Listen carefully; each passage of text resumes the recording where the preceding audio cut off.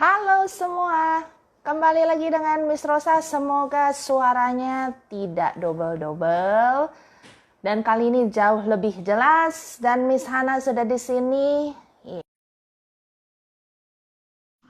Baiklah, kita menunggu Miss Hana dan topik kita kali ini adalah topik yang sangat-sangat mengenai apa Miss Hana? Toilet training. Toilet training. Betul. Miss Hana? Ya, Oh, oke. Oke. Suara oke ya? Suara oke ya? oke. Suara di saya oke. Suaranya Apakah double. di yang lain Suaranya oke? double. Mm-mm. Miss Hana, Miss Hana, Miss Hana apakah Miss pakai Hana apakah pakai earphone? Tidak, earphone? tidak Tidak ya? pakai. Tidak ya? Lepas. Oke. Oke. Kalau suara saya Kalau di Miss suara Hana saya ini di Miss Hana berarti ini berarti kencang sekali ya? kencang sekali ya? Oh iya betul. Apa terlalu Iya. menggema kah feedback? Iya. Sepertinya feedback dari Sepertinya Miss Hana. feedback dari Miss Hana. Coba Nah, kalau segini. Ya. Ya. Oke, Miss suaranya ada Oke, echo suaranya ya. ada echo ya. Oke, masih double tapi jelas Masih ya. double tapi jelas ya. Double lagi ya. lagi ya. Oke. Lagi ya. Oke. Iya. Sepertinya Miss Hana perlu Sepertinya pakai Miss Hana ini perlu deh. pakai ini deh. Boleh. Earphone Saya coba supaya headset yang satunya tidak ya. ada Tidak ada. feedback. Sebentar. Kita tunggu Miss Hana pakai Miss Hana pakai earphone ya. earphone Tunggu ya. sebentar ya.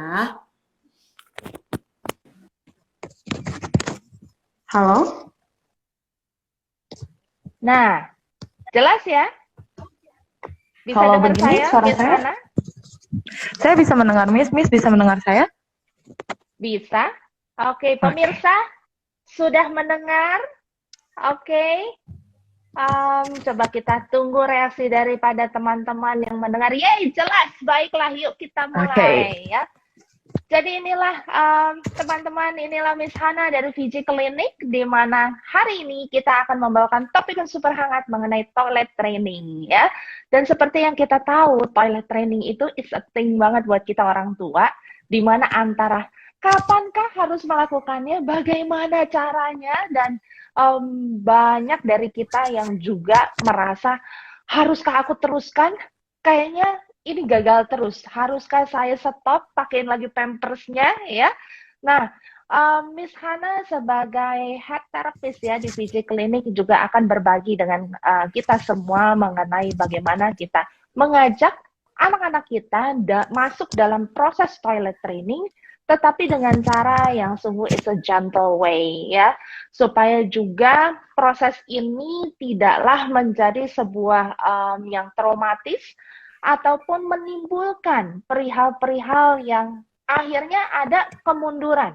Karena toilet training harus goal, kenapa? Ini adalah salah satu bentuk kemandirian anak-anak kita. Setuju ya Miss Hana ya? Setuju sekali Miss Rosa. Harus banget dibantu karena menuju kepada kemandirian yang lebih baik lagi. Boleh dong Miss Hana, mungkin Miss Rosa tanya dulu. Sebetulnya toilet training itu kalau menurut Miss Hana apa sih? Oke, sebenarnya yang harus kita tahu toilet training itu bukan hanya mengenai anak harus ke toilet terus bisa mandiri gitu. Tapi toilet training itu bahwa toilet training itu adalah satu fase milestone developmental juga. Gitu ya, kesiapan organ-organ di dalam anak-anak juga, serta yang kita perlu tahu baik kita dalam BAK maupun dalam BAB, ini dua sistem pencernaan yang berbeda gitu ya organnya gitu, dan dua-duanya ini sebenarnya adalah organ yang menutrisi saraf-saraf. Jadi dia mengambil, mengabsorpsi. Disinilah terjadi absorpsi zat-zat yang dibutuhkan oleh tubuh kita gitu. Jadi kalau kita mau ngomongin panjang lebar tentang anatomi, tentang fisiologi di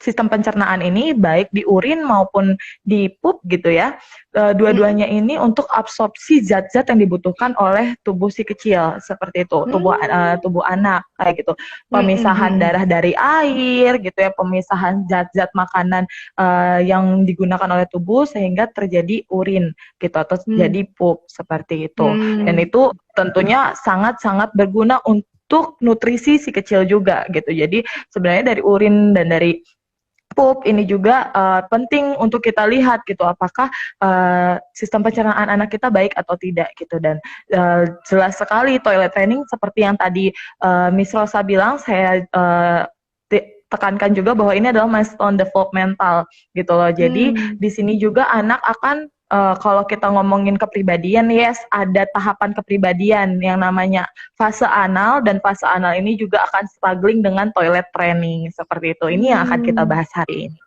Oke, nah sebelum kita bahas lebih lanjut ya Miss Hana ya, toilet training itu biasanya dimulai di usia berapa sih untuk dianjurkan mulai nih kita menata schedule kita untuk masukin anak ke masa yang namanya toilet training?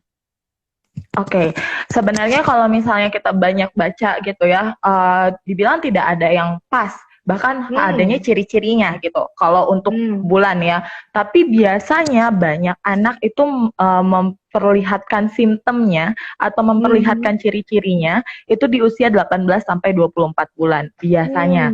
Seperti itu loh. Dan itu ada ciri-ciri yang harus kita lihat, apakah di anak kita itu sudah ready atau belum. Ada nggak ciri-ciri tersebut gitu. Nah, itu yang lebih penting gitu. Kenapa? Karena kesiapan masalah toilet training ini karena juga menyangkut ke kepribadian dan ke kemandirian, ini harus benar-benar jeli kita bermainnya gitu. Melihat kondisi anaknya itu harus jeli seperti itu. Oke. Ciri-cirinya apa sih, Miss? Boleh dong kita berbagi dulu. Oke, ciri-cirinya yang punya anak mungkin sekarang mau 18 bulan atau 24 bulan gitu ya, atau sekarang mau latihan toilet training, coba dilihat sudah tahan belum minimal 2 jam dia tidak pup. Seperti itu, dia udah sudah bisa menahan tidak, biasanya kan beberapa jam sekali gini 2 jam lebih gak buang air, kering pampersnya seperti itu. Terus dia juga sudah bisa duduk, tidak terlalu lama tapi dia bisa duduk gitu. Jadi udah bisa stay still kita bilangnya kayak gitu. Lalu habis itu juga sudah bisa belum ngikutin simple direction gitu, atau perintah-perintah sederhana saja seperti itu. Bisa tidak dia mengerti kata-kata kita yang sederhana saja gitu. Lalu paling penting yang harus dilihat, tapi yang biasanya juga mungkin tidak nyaman untuk para mem atau papahnya orang tuanya di rumah, adalah ketika anak atau si kecil itu udah mulai get interest sama toilet, terus melihat mamanya di dalam toilet kayak gitu ya, atau periksa kenapa sih orang harus datang ke toilet, pergi ke toilet tuh ngapain ya gitu. Tapi itu sebenarnya adalah ciri-ciri bahwa anak itu udah mulai tertarik dengan kegiatan-kegiatan yang ada di kamar mandi seperti itu. Dan kalau kita relate sama yang pernah diomongin dan yang mau dijelaskan juga nanti tentang the discovery of language, itu anak udah sering saying no gitu, udah masuk ke sering sekali ngomong no seperti itu. Nah, itu ciri-cirinya. Yang paling kelihatan lagi adalah ciri-cirinya itu tidak menyukai pampers gitu. Jadi dia nggak suka kalau pampersnya udah penuh, ditarik-tarik ke bawah, menunjukkan rasa tidak nyaman sama pampersnya gitu, atau nggak mau pakai pampers kayak gitu. Seperti itu sudah dibilang ciri-ciri yang baik. Apalagi kalau si kecil udah bisa ngasih tahu kalau pampersnya penuh, atau bahkan sebelum pampersnya penuh, sebelum dia mau BAB, dia udah bilang BAB. Nah itu, atau mama pengen pupi gitu ya, atau pengen ke WC. Nah itu salah satu sinyal yang baik seperti itu. Oke, jadi ibu-ibu penting sekali ternyata kita mengenali simptom, bukan simptom tetapi ciri-cirinya, di mana anak-anak kita punya readiness untuk having the journey untuk melakukan si toilet training ini, ya, bukan hanya sekedar bisa pipis dan pup kita naikin di toilet, tetapi ternyata bagaimana anak-anak ini juga bisa mengenal ada sesuatu di dalam dirinya yang ada rasanya, yang mana kayaknya kepengen nih, ada kepengen untuk buang air besar ataupun buang air kecil. Nah, maka daripada itu ya, sangatlah penting sebagai orang tua kita bisa juga melihat, mengobservasi anak-anak kita dalam kesehariannya. Apakah si kecil sudah menunjukkan ciri-ciri tersebut Nah, kalau misalnya sudah, tadi seperti Miss Hana katakan, sudah boleh kita menuju kepada area toilet training itu sendiri, ya. Nah, Miss Hana, bagaimana caranya? Mungkin Miss Hana bisa kasih tips kepada kita orang tua supaya toilet training ini tidak painful kepada anak-anak. Kan namanya mood anak on and off ya, bisa aja terjadi dalam keseharian. Tetapi kalau misalnya kita mau mulai, bagaimana sih untuk kita ini bisa mengajak anak-anak kita melakukan toilet training itu sendiri? Oke, yang tadi ciri-cirinya tuh nggak mesti semua ya ada gitu. Jadi kita udah bisa, kira-kira udah ada beberapa ciri, terus kita mau coba nih toilet training, it's okay, kayak gitu. Nah, permasalahannya kan, aduh susah nggak ya, ribet gak ya? Nah, atau anaknya mau atau tidak. Nah, itu yang harus kita ciptakan, yaitu lingkungan yang nyaman untuk anak. Seperti apa? Misal kalau kita pakai toilet duduk gitu ya, kita sudah tahu ukurannya pasti sangat lebar untuk anak-anak gitu, yang kita siapkan untuk potty trainingnya seperti itu. Lagi tempatnya kan pasti terlalu tinggi untuk anak-anak, kita juga sudah siapkan untuk injakannya kayak gitu, injak untuk si kecil bisa mandiri naik ke atas gitu. Jadi kita belajar potty training memang tapi kita bukan mendudukkan si kecil seperti itu ya, tapi dia belajar juga mengenai apa sih yang seharusnya saya lakukan di kamar mandi gitu, karena kan ini adalah sebuah kemandirian gitu ya, jadi dia harus tahu prosesnya seperti itu. Lagi kalau misalnya mau belajar, biasanya ada yang bilang 30 menit sekali gitu ya, sejam sekali gitu untuk mengenalkan gitu, untuk masuk ke WC gitu. Kita bilang saja, ini waktunya kamu pipis, terus kita ajak ke WC, biarkan dia aktif, kita ajarkan dulu pasti di awal gitu ya, untuk naik ke atas, menyiapkan potty trainingnya seperti itu, lalu dia duduk. Tapi kalau sudah sampai 10 menit, 5-10 menit, anak tidak mengeluarkan urin gitu ya, tidak pup, tidak apa-apa, kita juga tidak usah stres gitu, tidak apa-apa, turunkan saja gitu. Oh, it's okay kalau sekarang tidak, mungkin nanti kita bisa ngomong kayak gitu ke anak-anak. Jadi hal itu tidak menekan untuk anak-anak seperti itu. Dan kalau misalnya ternyata ada accident, itu pasti terjadi gitu, jadi jangan harap juga pas kita lagi toilet training akan bersih semua rumah gitu, itu kan pasti tidak gitu, karena kan kita pasti melepas diapers pertama gitu, karena kan supaya si kecil mulai mengenali gitu, mengenali rasa tidak nyaman itu gitu. Pasti ada accident ya, dia sudah pup duluan gitu, atau dia sudah BAK duluan seperti itu. Jadi nggak apa-apa, mem juga tidak usah stres atau mengeluarkan lo harusnya ngomong gini, tidak perlu gitu ya, tenang saja. Ini proses belajarnya anak gitu, proses nyaman tidak nyamannya anak. Lalu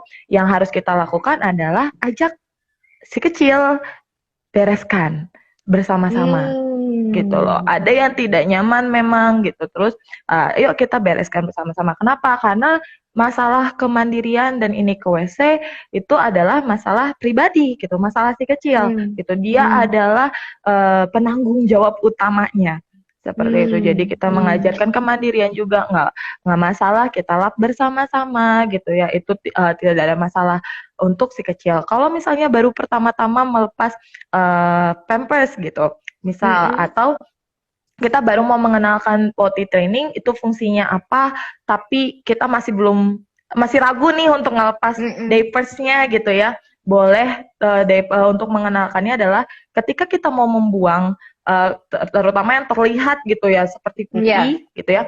Kalau kita mau membuang, kita buka di kamar mandi. Kita buka diapersnya, lalu kita taruh pupinya di toilet. Lalu minta anak flush atau kita yang flush, supaya dia tahu apa sih sebenarnya fungsinya itu gitu, relate. Oh, ini hal yang seharusnya ada di di toilet seperti itu. Itu yang bisa diajarkan, step-step yang bisa kita ajarkan kepada si kecil gitu. Intinya adalah potty training ini cukup lama, cukup menguras kesabaran juga seperti itu. Dan pastikan juga di rumah untuk aman, lingkungannya nyaman. Kalau ada accident, tidak mengenai mainan-mainannya si kecil misalnya gitu ya. Jadi pastikan barang-barang yang kecil itu ada tempat-tempatnya masing-masing. Seperti itu sih. Oke, nah itulah ibu-ibu dan bapak-bapak di sini bahwa sebetulnya that is very interesting bagaimana buka Pampers yang ada pupnya itu sebetulnya di toilet. Karena menurut saya hal ini nggak semua orang tahu loh misalnya. Kadang kita udah tahu nih anak itu mojok-mojok pasti dia mau pup. Biasanya kan begitu. Terus dia dengan gayanya dia muka merahnya dan betul sekali dia akan menolak untuk kita seperti sentuh atau bahkan ajak ke toilet cepet-cepet ya. Jadi setelah dia sudah menyelesaikan terlihat sudah selesai dan kita kebanyakan apa yang kita lakukan biasanya kita buka lah Pampers itu pada tempatnya di sana baru kita bawa anaknya ke toilet. So this is a very good lesson ya ibu-ibu dan bapak-bapak di mana ternyata yuk kita ajak anak-anak kita walaupun dia masih pakai Pampers tapi dia sudah bisa berdiri, sudah bisa berjalan untuk jalan dan saya juga menyarankan untuk tidak digendong dalam prosesnya. Jalan ke toilet, dibuka, nanti pupnya itu dibuang ke toiletnya tersebut, lalu minta anak ataupun kita yang flush, ya. Saya yakin sekali dalam proses sampai pembuangan itu sendiri, mungkin lots of things going on in our mind. Banyak hal yang ada di pikiran kita. Nanti itu kan masih berceceran, masih ada di pantatnya dan lain-lain ya kan ya. Nah, maka daripada itu semua adalah proses. Betul sekali butuh banget kesabaran ya di sini ya.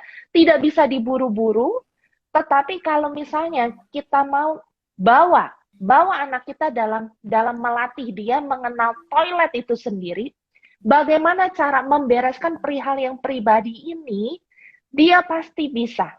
Tapi satu hal yang saya pun encourage, this takes time. Tidak dalam seminggu dia bisa. Jadi boleh Anda juga melatih diri Anda.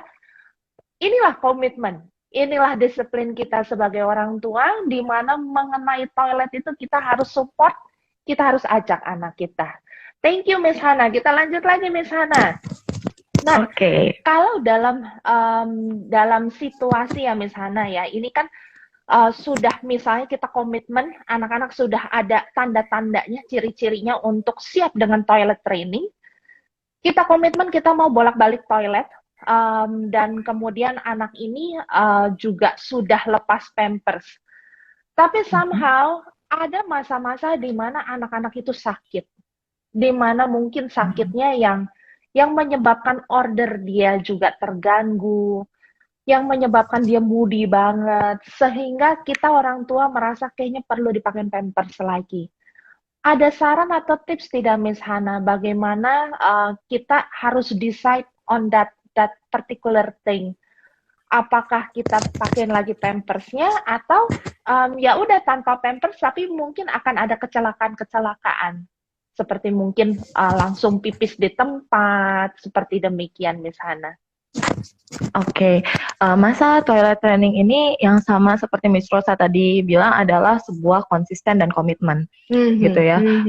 Jadi kalau misalnya anak memang jalan saja gitu, dia toilet training dengan baik, ternyata sakit, entah karena pencernaannya gitu atau karena demam gitu ya, kelelahan gitu, akhirnya mengganggu. Pasti kalau udah bermasalah dengan pencernaan, berpikir lagi harus pakai Pampers atau tidak ya, seperti itu.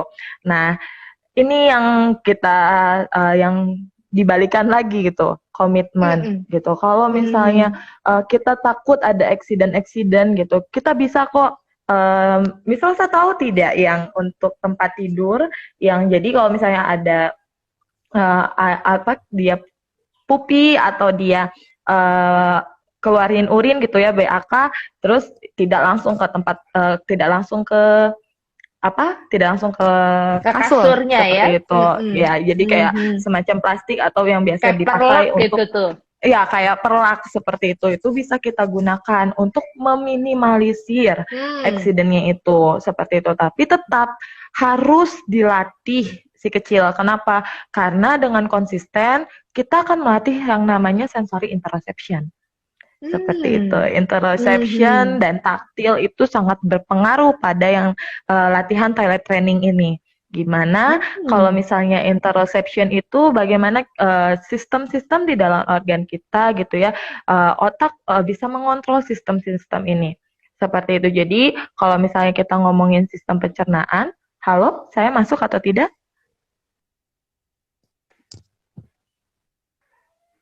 Halo? Halo? Iya, Oke. Miss. Oke, soalnya di video saya Bisa dengar, Miss? seperti oke bisa dengar ya. Oke.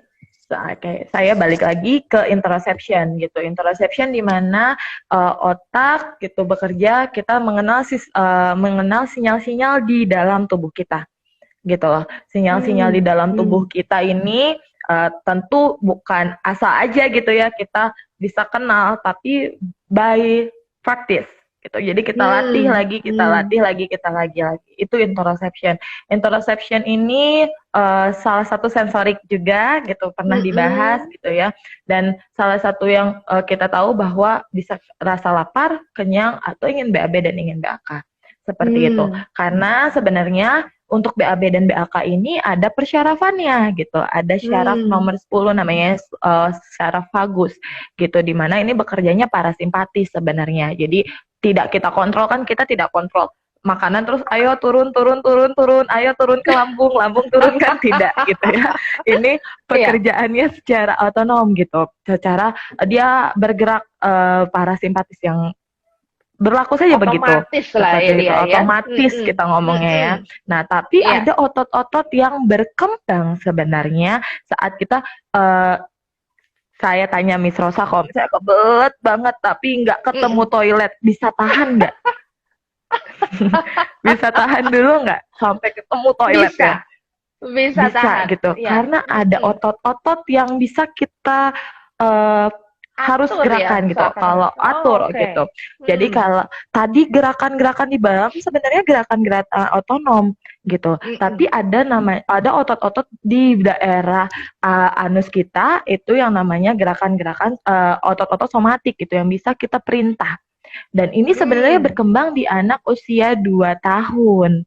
Seperti itu. Hmm. Jadi usia anak 2 tahun itu sudah mulai berkembang, 2 sampai 3 tahun itu mulai bisa mengontrol gitu. Namanya Hmm. ada Hmm. kontrol otot-otot yang tadi saya bilang gitu. Nah, itu yang kita mau latih sebenarnya, dan Mm-mm. Hmm. yang balik Hmm. lagi itu semua by practice, by practice, by practice. Kalau misalnya Mm-mm. anaknya dalam kondisi sakit, sebisa mungkin rasa interoception dan taktil. Taktil ini apa? Kalau misalnya dia udah keluar gitu ya, kalau dia Mm-mm. pakai diapers kan nggak berasa ketidaknyamanannya karena kan diserap gitu. Kalau misalnya Mm-mm. anak kita ganti langsung pakai pulse up gitu, kalau ada yang tahu Mm-mm. seperti diapers tapi dia tidak menyerap semuanya, jadi ada rasa tidak Mm-mm. nyamannya tetap, atau dia Iya. langsung ganti ke celana dalam yang biasa dipakai gitu ya, underwear yang Mm-mm. bisa dipakai, itu kan pasti rasanya tidak nyaman. Itu juga melatih taktil sebenarnya gitu, bahwa dia bisa Hmm. merasakan kelembapan, ketidaknyamanan yang ada di daerah Hmm. genital tersebut, seperti itu. Oke, nah itu dia ya. Ternyata jawabannya adalah be consistent. Ya, karena saya juga percaya nih ya, walaupun anak sakit memang ada pasti banyak cara bagaimana tolong anak kita, support anak kita tetap dengan program toilet trainingnya itu ya. Karena dalam segala musim, segala segala season dalam kehidupan, ternyata konsistensi itulah yang membuat kita berhasil. Jadi kalau tadi disarankan sama Miss Hana, ya kita bisa pakai perlak. Bahkan sekarang ya ibu-ibu ya, pasti Anda juga sudah tahu ada spray yang anti air, ada yang lapisan-lapisan itu yang membuat spray kita tuh aman kalau anak tiba-tiba ada kecelakaan tuh di atas ranjang kita atau di atas ranjangnya. So, banyak sekali teknologi yang bisa mensupport lingkungan seperti ini. Nah, hanya saja mau nggak kita lebih repot sedikit nih dari biasanya untuk bisa melakukan ini nih dengan sukses. Karena saya percaya, once kita pakai di Pampers lagi, we're going back again to zero. Jadi lebih lama lagi, bisa lebih lama lagi nih prosesnya.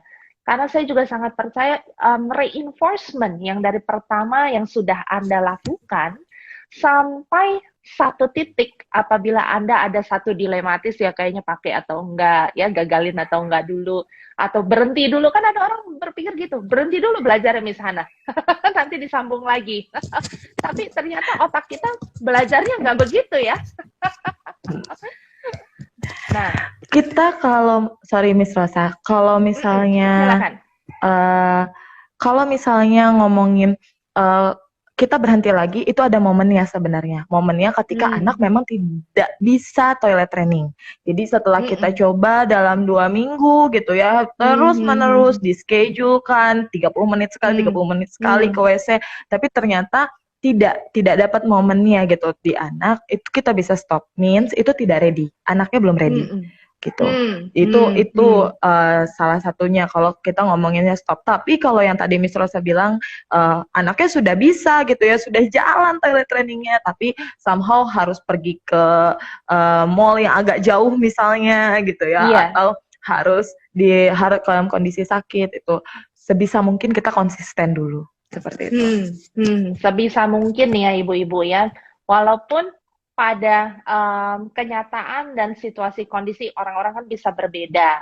Tapi satu hal yang harus kita ingat, once kita memberhentikan sejenak dan kembali lagi kepada si diapers ini ya, maka daripada itu harus alert bahwa ini akan ada sedikit mengulang kembali. Jadi kitanya pun harus punya konsistensi, nggak apa-apa, kita akan ulang lagi ya di situ. Oke, Miss Hana. Kalau mengenai toilet seat ya, toilet seat kan ada yang kecil tuh, karena kita nggak di rumah tuh nggak semua rumah punya atau mau invest di toilet yang betul-betul toilet anak-anak ya, yang pendek itu ya. Nah, ada toilet seat yang buat anak-anak, ada piece pot yang dari plastik juga yang anak-anak bisa dudukin. Sekarang kan macam-macam itu bentuknya juga ya. Ada juga yang kalau buat anak laki-laki, saya pernah lihat yang dipasang di tembok, ya, dan mereka bisa melakukan BAK di situ, ya. Kalau menurut Miss Hana sendiri, tools yang seperti ini oke nggak sih? Sebenarnya yang tadi kita harus menciptakan environment-nya untuk anak gitu, untuk si kecil. Kalau misalnya kayak tadi saya bilang toilet potty trainingnya, ada kan yang Miss Rosa, kita tinggal taruh untuk memperkecil lubangnya gitu kan, dan itu kan ada gambar-gambar lucunya seperti itu. Itu nggak ada masalah. Atau kita mau pakai yang toilet training yang seat, yang duduk, yang emang kita tinggal nanti tarik, nanti kita buang. Seperti itu, dan itu juga lebih mudah kan sebenarnya membersihkannya, itu pun tidak ada masalah seperti itu. Cuman yang harus kita buat adalah bahwa ini adalah sebuah aktivitas yang memang manusia lakukan. Seperti itu. Jadi ketika kita mau menciptakan hal-hal yang nyaman untuk si kecil gitu ya, jangan lupa juga bahwa ini adalah aktivitas manusia yang biasa ia lakukan. Misal saya kasih contoh, kita bangga sekali nih anak kita datang ke WC gitu ya, terus kita heboh sekali tepuk tangan, kita teriak-teriak misalnya kayak gitu, karena heboh sekali, senang sekali akhirnya si kecil masuk ya? Gitu, berhasil gitu. Tapi ini yang harus kita lihat bahwa ke WC itu aktivitas yang biasa saja gitu, yang memang harus kita lakukan ketika kita butuh. Harus dilakukan. Gitu. Harus dilakukan. Tidak ada, Miss Rosa, pernahkah Miss Rosa masuk ke toilet lalu ditepuk tangan sama orang-orang di sekitar? Kan tidak ya Miss, gitu. Enggak ya?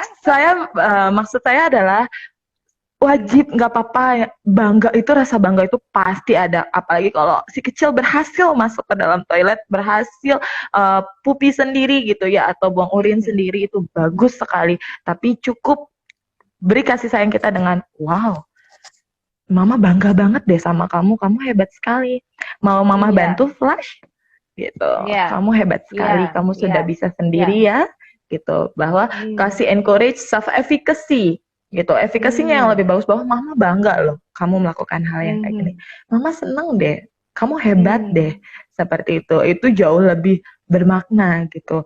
Bukan berarti saya bilang bangga itu salah, tidak gitu, caranya saja jangan sampai anak punya konsep bahwa kalau saya ke WC saya akan ditepuk tanganin juga seperti itu kan, itu juga tidak ya, itu adalah sebuah kebutuhan sebenarnya. Ya. Jadi itulah ibu-ibu ya, um, hal untuk pergi ke toilet dan melakukan tugasnya di toilet adalah sebuah sikap yang anak-anak itu harus lakukan sendiri. Kita hanya bisa mensupport, itu yang perlu kita pahami ya. Karena untuk dia bisa BAK dan BAB, dirinya sendiri yang akan menolong, melakukan dan melancarkan hal tersebut ya. Kita hanya bisa, you just need to prepare the environment. Ya, lingkungan di toilet itu kita buat senyaman mungkin. Karena saya yakin kita pun di toilet, kita mau toilet kita yang sangat nyaman untuk diri kita ya. Bagaimana di sini kalau saya tangkap bahwa kemandirian anak di toilet itu yang perlu dicapai. Bukan hanya sekedar dia bisa menahan dan dia bisa pergi. Tapi kemandirian menggunakan toilet, itulah goalnya dari toilet training itu sendiri. Karena anak manusia pasti bisa melakukan hal ini. Hanya butuh pengulangan, hanya butuh bagaimana berusaha supaya menjadi biasa akan perihal ini ya. Lalu juga tadi saya mendengar dari Miss Hana bahwa pujian yang bisa kita lontarkan kepada anak-anak dalam menguasai toilet training ini, itu akan menjadi positive reinforcement. Hanya saja yang perlu kita pahami, hal ini kan setiap manusia harus bisa ya. Bukan sesuatu yang wow banget. Tetapi di dalam setiap milestones anak Anda, akan ada waktunya memang dia melakukan toilet training ini. Maka daripada itu, boleh Anda bilang, Mama bangga sekali, nggak apa-apa untuk merasa bangga akan hal itu.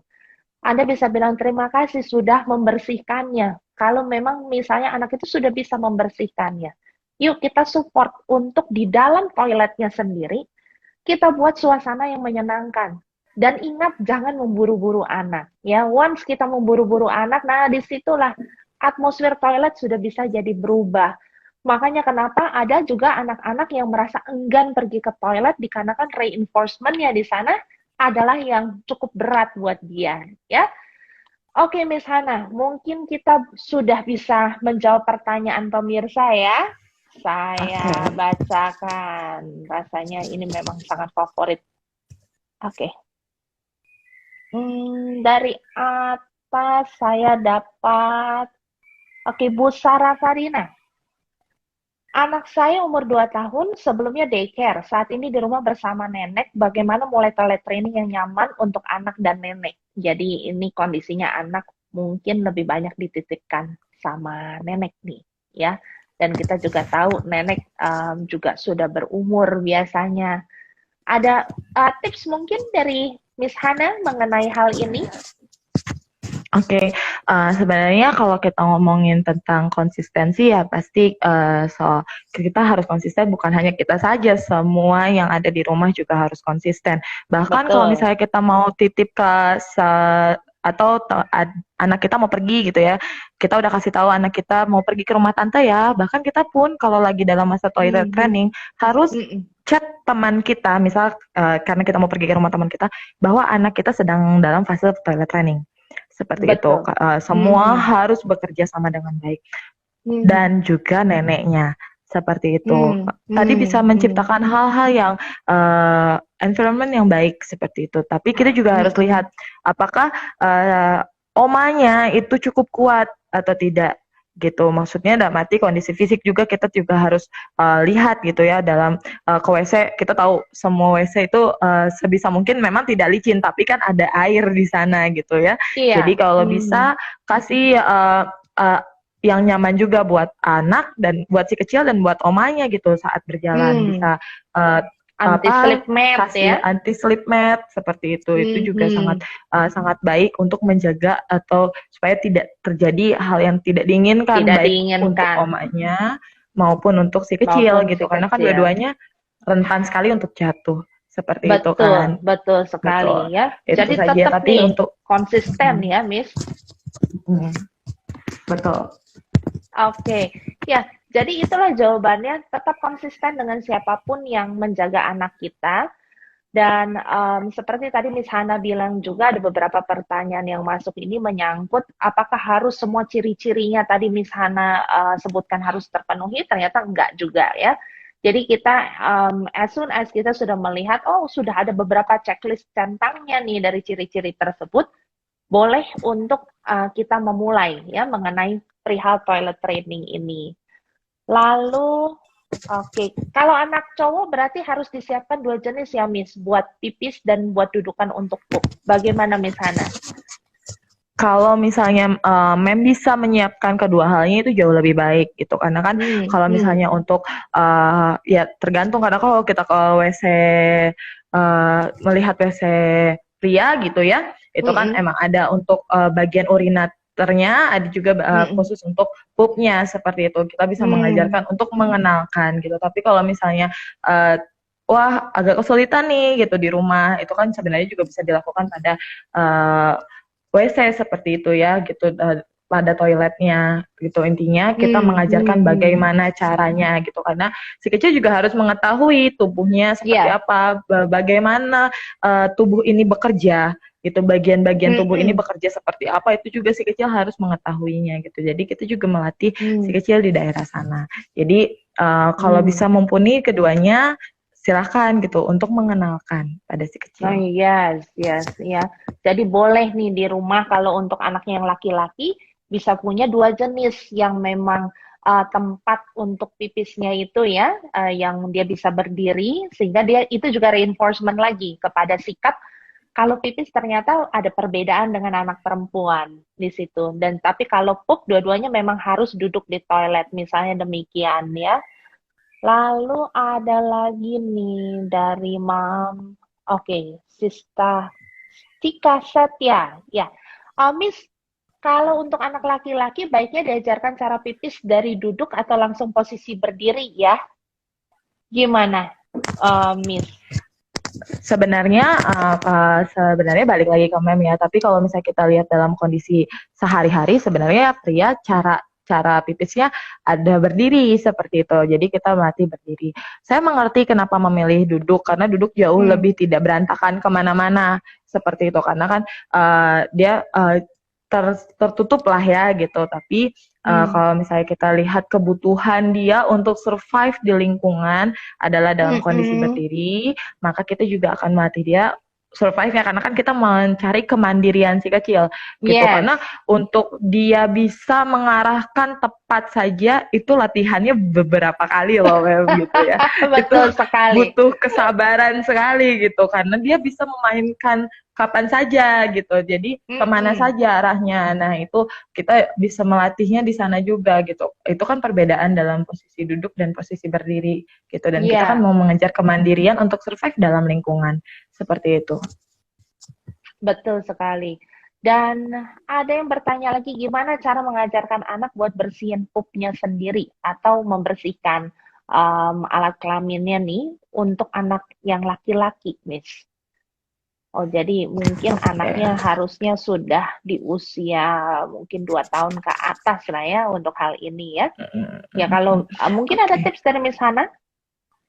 Sebenarnya kalau misalnya baik dalam baik pria maupun wanita, sebenarnya saya tadi mau tambahkan untuk environment di kamar mandinya adalah 1 bucket kecil untuk dia gitu ya. Waktu belajar, apalagi kalau kita lagi mau toilet training, 1 bucket kecil isinya tisu yang untuk melap gitu ya, atau mau punya handuk kalau punya handuk-handuk kecil, lalu juga untuk celana ganti seperti itu. Jadi kan namanya baru belajar pasti tidak bagus pada saat pertama kali gitu ya, tidak langsung bagus seperti itu, pasti basah kemana-mana seperti itu, atau saat dia siram jadi basah semua seperti itu. Dan bucket itu adalah fungsinya untuk kamu bisa menggantinya saat itu juga, dimana kamu harus melap dulu tubuh kamu seperti itu ya, mengenal daerah tubuh, body skim-nya dia kenal gitu, bahwa ada tubuh-tubuh yang harus dirawat lebih lagi seperti itu.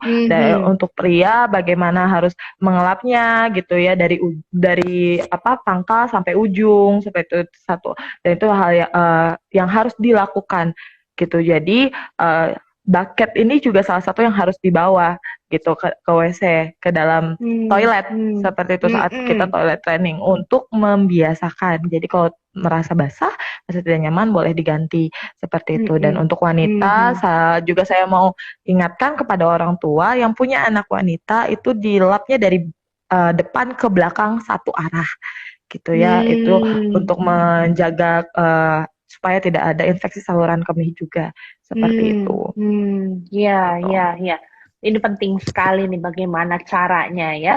Dan memang di awal-awal usia dan di awal-awal proses toilet training, apalagi kalau anak misalnya pup ya, itu masih butuh bantuan kita. Gimana sih cara bersihinnya? Dan itu adalah rutinitas.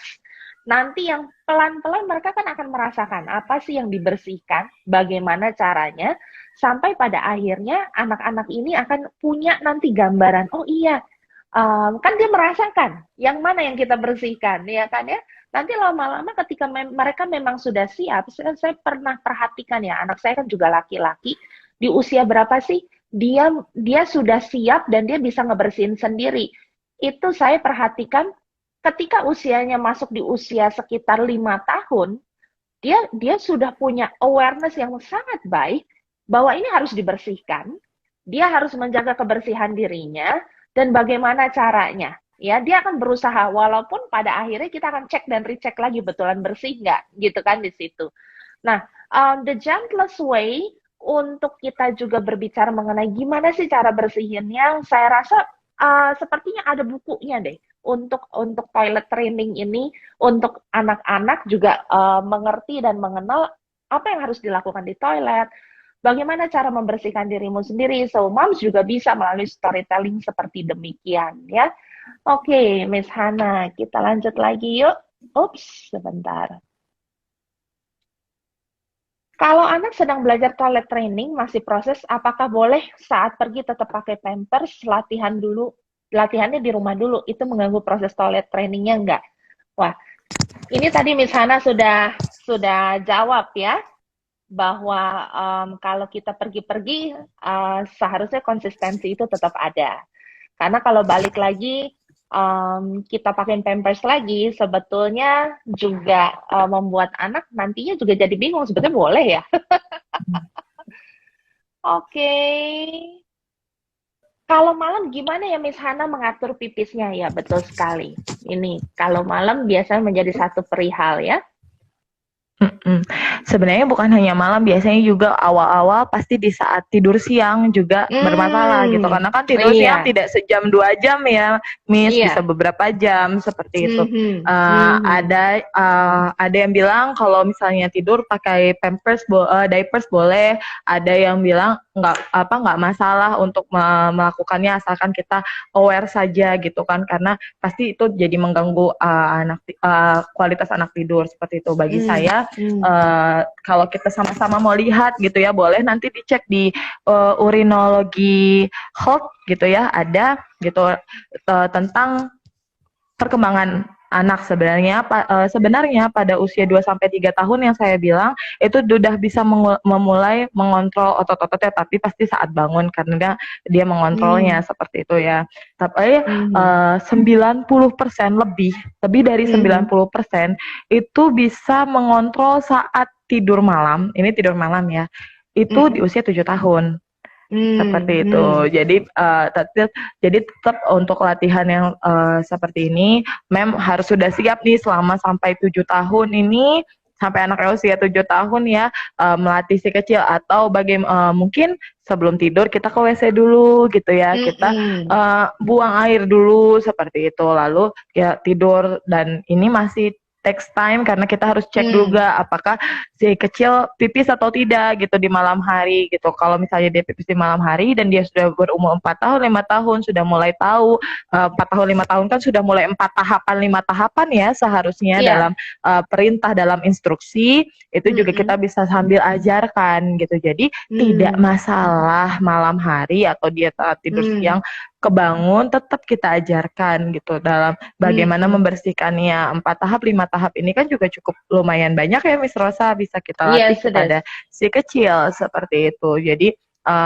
kalau menurut teori, akan bekerja keras untuk malam hari itu 90% anak di usia 7 tahun bisa menahannya betul-betul seperti itu. bisa Sudah tahan betul-betul tanpa bisa. ada kecelakaan ya. Mungkin in between usia pastinya 3 sampai 7 itu bisa aja terjadi ada beberapa kecelakaan kecil ketika tidur siang ataupun tidur malam ya. Ataupun juga ada tipikal anak-anak yang saking senangnya main, dia tidak mau ke toilet, tapi dia blast di situ ya. Nah, mungkin ada tanggapan Miss Hana untuk anak-anak yang seperti ini? Oke, kalau misalnya nanti ngelihat gitu ya, jadi sebenarnya ada juga yang bahkan ketawa saja dia jadi pipis seperti itu, karena itu sebenarnya salah satu yang harus kita worry juga gitu, karena kan apalagi yang saya bilang tadi di usia 2-3 tahun dia sudah mulai harus otot-ototnya harus bisa mengontrol. Seperti itu otak bisa mengontrol, itu bukan yang tadi saya bilang parasimpatis yang bergeraknya tidak otomatis, bukan. Itu yang bisa dikontrol oleh otak yang somatik karena dia pakai otot gitu ya.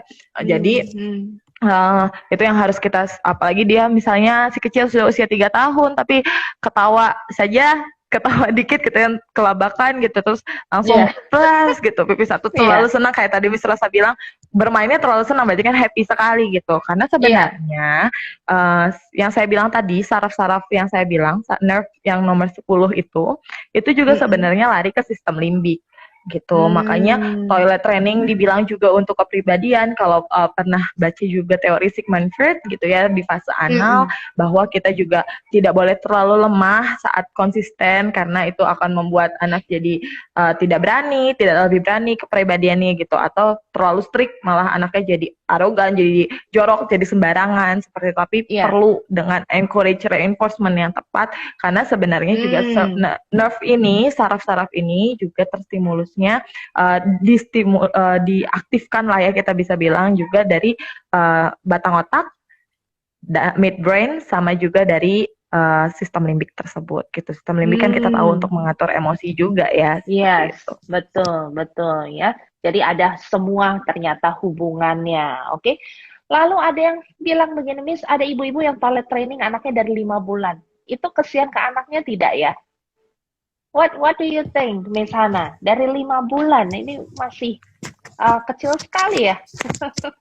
Oke, sebenarnya kalau saya balikkan lagi ke awal sekali ya, yang saya katakan bahwa ini ada 2 organ gitu, dan salah satunya organ-organ ini usia 1 tahun itu dia punya refleks sendiri, makanya kita masih pakaikan diapers gitu ya, dia belum bisa mengontrol segala macam. Mengontrol itu yang saya ulangi lagi, kalau kita mengacu pada urinologi itu di usia 2 tahunan seperti itu. Kalau misalnya 5 bulan, saya mau bilang seperti ini, karena toilet training ini butuh kontrol postur yang baik. 1, karena saat kita duduk saja itu bagaimana kaki kita, bagaimana otot-otot kita seperti itu ya, terus bagaimana itu kontrolnya banyak sekali sebenarnya. Jadi ngomongin toilet training ini bukan hanya ngomongin anak bisa toilet sendiri mandiri, tidak gitu, tapi bagaimana otot-ototnya bekerja dengan baik seperti itu. Jadi kita tahu sendiri 5 bulan fase merangkak saja belum seperti itu ya, fase duduk saja belum gitu. Berarti kan ada otot-otot yang saya tidak mau menjudge karena saya tidak tahu bagaimana dia men-toilet training. Apa mungkin toilet trainingnya seperti apa caranya, di buku mana dia memnya belajar, itu kita juga tidak tahu ya, apa caranya seperti apa, tidak tahu. Tapi kalau cara yang tadi saya sampaikan itu butuh kontrol postur yang baik, butuh otot-otot yang baik. Kenapa? Ciri-cirinya salah satunya adalah anak bisa duduk dan bisa berdiri, bisa berjalan, tapi bisa duduk stay still, nggak mesti lama, tapi dia duduk, karena kan pas kita latihan juga nggak nyampe kok 10 menit, 5-10 menit anak tidak mau membuang urin gitu ya, tarik dari toilet gitu, biarkan dia bermain lagi, nanti 30 menit kemudian kita ajak lagi seperti itu, karena kontrol postur otot-otot itu masih berkembang seperti itu. Itu kenapa saat toilet training pun physical exercise itu sangat penting gitu, karena semakin physical exercise semakin baik, maka otot-otot yang tadi otomatis pun akan semakin baik bekerjanya. Jadi semuanya kompleks sebenarnya untuk sebuah toilet kompleks training. Ya untuk hal ini, betul. Jadi ibu-ibu di sinilah kita juga perlu menyadari segala sesuatu punya prosesnya. Dan ternyata toilet training bahkan di Montessori pun it is more than a dry pants ya. Jadi lebih dari cuman sekadar anak-anak bisa kontrol yang celananya itu nggak sampai basah. Tetapi bagaimana kemandirian itu sendiri harus juga dijalankan. Jadi aim-nya sebetulnya lebih hanya sekedar bisa pakai toilet. Tapi gimana bisa membawa dirinya itu dengan kemandirian menggunakan atas dasar kesadaran pemikiran. Jadi memang kalau misalnya kita telah kembali ya mengenai bagaimana kita mengenal tumbuh kembang anak, semuanya ada waktunya. Saya terlalu percaya untuk hal itu. Saya terlalu percaya bahwa semua ada waktunya dan ketika dilakukan di waktu yang pas, sesuai dengan fungsi tubuhnya itu juga sudah mature, sudah ranum ya, sudah siap melakukan hal itu, maka successful rate-nya itu pun akan jauh lebih tinggi. Jadi perlu sekali kita mengetahui hal tersebut. Jadi orang tua kita perlu belajar mengenai tumbuh kembang anak, belajar juga mengenai bagaimana caranya ya. Mungkin kita belum ahlinya, tidak masalah. Saya pun juga berangkat dari saya tidak punya anak, saya tidak mengenal. Tapi karena saya punya anak pun, saya menjadi sangat mengenal ya. Jadi ada prosesnya semua itu. Nah, ada pertanyaan yang langsung saya saja yang jawab, karena tadi juga sudah disinggung bahwa pemakaian Pampers atau diapers itu sebaiknya kalau Anda sudah komitmen dengan toilet training, ya jangan dipakaikan. Karena apa? Semakin kita pakaiin anak itu diapers ya, dengan misalnya malam aja pakai diapers ya, sebetulnya the confidence is on us. Karena kita tidak perlu lagi bangun dan ayo nak pipis dulu gitu. Misalnya anak itu tidur jam 9, jam 11 atau jam 12 malam, seharusnya itu adalah jamnya biasanya dia akan pipis. Tapi kalau pakai Pampers dan badan kita lagi letih banget sebagai orang tua, I know that, itu biasanya kita juga akan bablas tidur. Jadi the confidence is on us. Maka daripada itu tadi juga Miss Hana sudah jelaskan, ini adalah strugglingnya parents, ini adalah battle to win-nya parents. Bagaimana parents bisa untuk membawa anak-anaknya, mensupport anak-anaknya untuk pada satu masa di mana dia betul-betul mandiri dan mengenal rasa-rasa tersebut ya. Saya yakinkan Anda, karena anak saya udah passing the age untuk toilet training juga, ketika mereka sudah bisa latihan, terlatih, mengkontrol yang namanya tidur siang, tidur malam, itu sudah hampir tidak pernah ada kecelakaan lagi. Dalam artian, mereka pun karena dilatih, mereka jadi mengenal. Ini nih tanda-tandanya. Walaupun dalam tidur, mereka akan minta ke toilet, dan mereka akan jalan sendiri, setelah itu mereka akan balik tidur lagi. Jadi tidak mengganggu sebetulnya mereka punya order mengenai tidur itu sendiri. Ya. Oke, pertanyaan lainnya, Miss, kalau toileting dilakukan bersama dengan proses sapih dari breastfeeding usia anak 24 months, 2 tahun. Boleh atau tidak? Bagaimana sebaiknya anaknya, khawatir anaknya terlalu terbebani. Menurut Miss Hana bagaimana, Miss?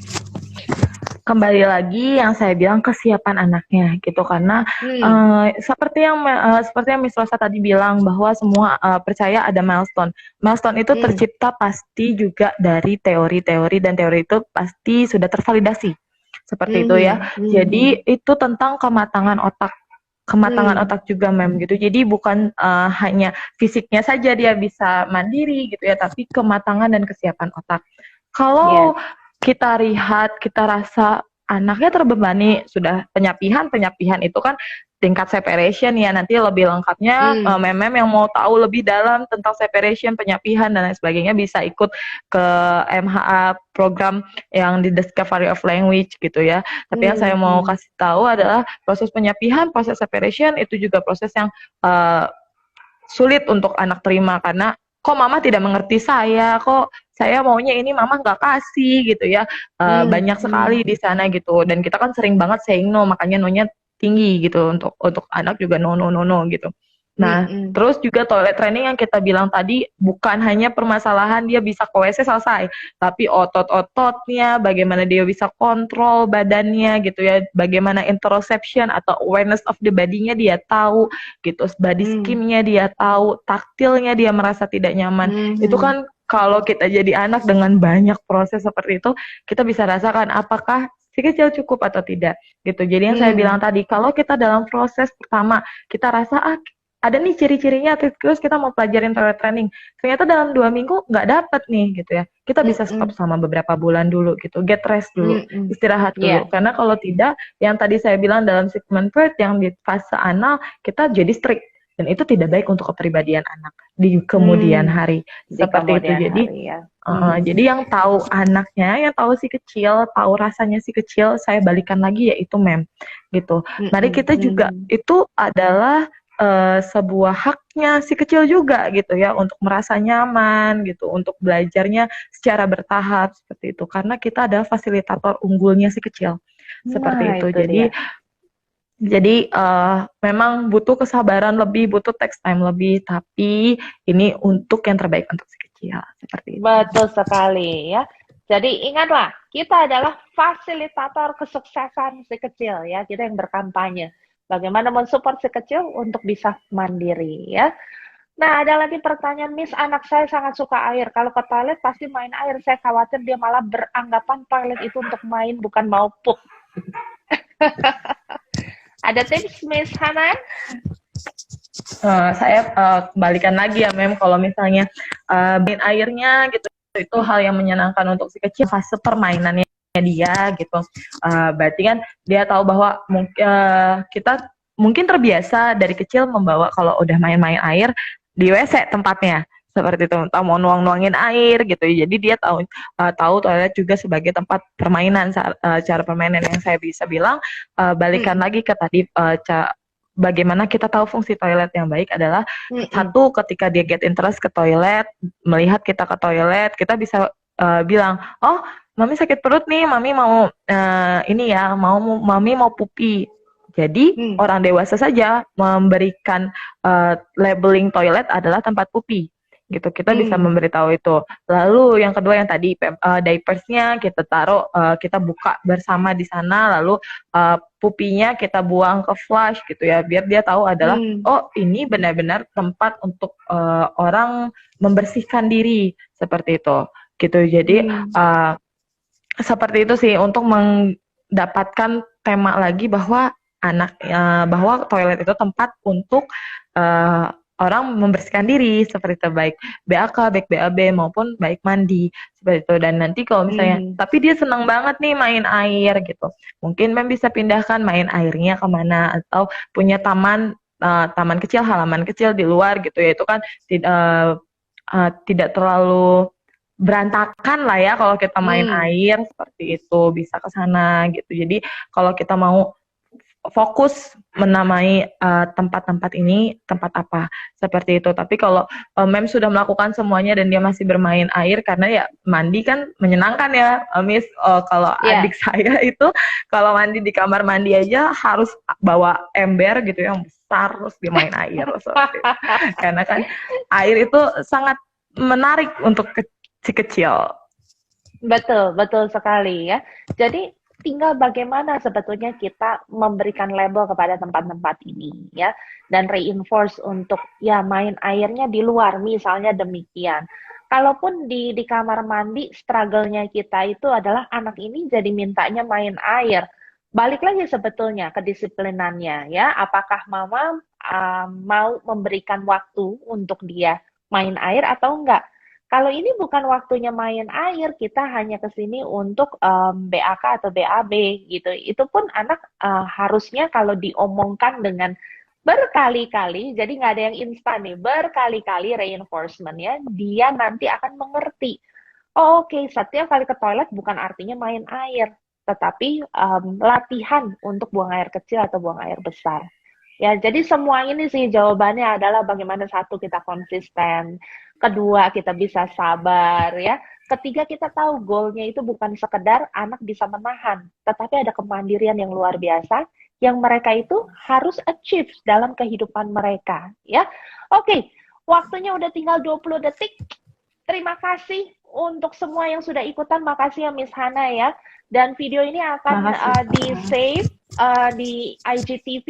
Kita ketemu lagi kapan-kapan. Jangan lupa selalu stay tune The Morning Talk. Miss Rosa selalu ada di sini. Oke, bye. Bye Miss Bye Miss Hana. Rosa, terima kasih. Thank you.